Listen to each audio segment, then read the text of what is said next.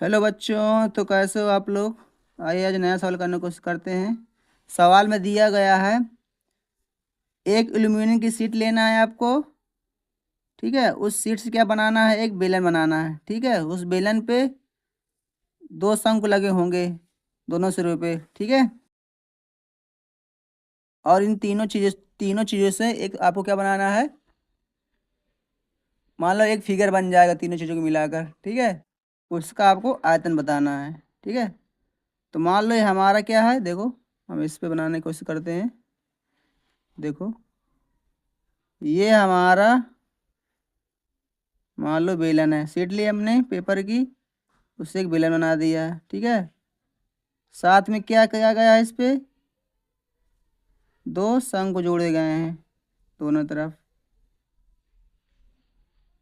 एक close figure बन रहा है तुम्हारा। ठीक है, अब क्या किया गया है, इसमें त्रिज्या कितनी दी हुई है, व्यास दिया हुआ है 3 सेंटीमीटर, तो त्रिज्या हो जाएगी 3/2। ठीक, और इसमें कहा गया है इसकी लंबाई है 12 सेंटीमीटर, तो ऊंचाई इसकी हो जाएगी यहाँ पे, ऊंचाई हो जाएगी यहाँ पे 12 सेंटीमीटर। जबकि इस शंकु की ऊंचाई कितनी हुई है, दी हुई है 2 सेंटीमीटर, तो ये 2 हो जाएगा यहाँ पे। ठीक है जी, आशा करते हो आपको समझ में आ रहा होगा। ठीक है, आप क्या कर दो, इस बेलन का आयतन और दोनों शंकु का आयतन रख दो, आंसर आपका आ जाएगा।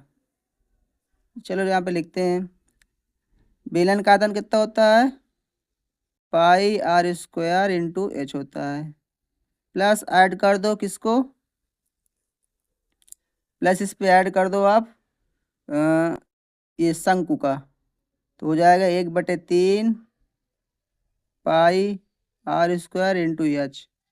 देखो दो शंकु है, लिख लिख तो सकते हैं हम, तो यहाँ आगे पीछे लिख सकते थे, मगर दो शंकु है, यहाँ सीधा मल्टीप्लाई करा दो दो का, इस पे कोई फर्क ही नहीं पड़ेगा। ठीक है, पाई का मान धराओ कितना होता है, पाई का मान 22/7 आप ले सकते हैं। आर का मान कितना है, 3/2 है, 3/2 कर दो। देखो इनके H1 H2 मान सकते हो, बेलन की ऊंचाई को H1 मान लो, और इसकी शंकु की ऊंचाई को H2 मान लो। ठीक है, अलग अलग कर लो, नहीं आप डिस्टर्ब न हो जाओ पढ़ने में। ठीक है, करने में कहने का मतलब, ऊंचाई H1 कितनी है, 12।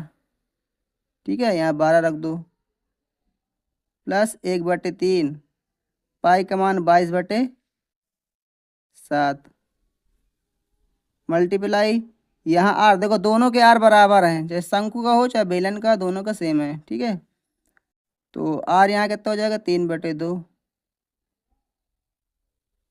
इसकी क्या कहते हैं, ऊंचाई बेलन कितनी हो जाएगा, 2 हो जाएगा, यहाँ पे मल्टीप्लाई 2।